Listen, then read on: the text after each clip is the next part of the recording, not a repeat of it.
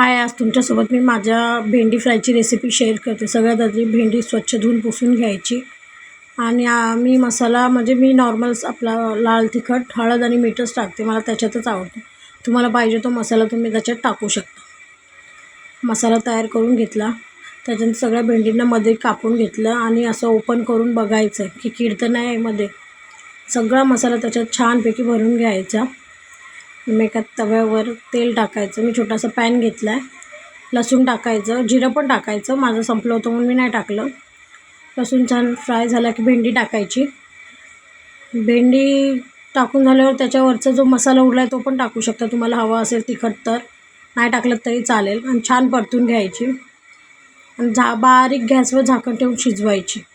मध्ये मध्ये सारखं त्याला पलटी करत राहायचं, नाहीतर ना एका साईडला जळून जाईल. छान नरम होईपर्यंत भाजायची, छान हे करायची. तुम्हाला जर कुरकुरीत हवी असेल तर कुरकुरीत करायची. आणि बघा ही माझी भेंडी तयार आहे. माझ्या बाबूला पण खूप आवडते भेंडी फ्राय. आणि आपली रेसिपी कशी वाटली नक्की सांगा आणि चॅनलला सबस्क्राईब करा.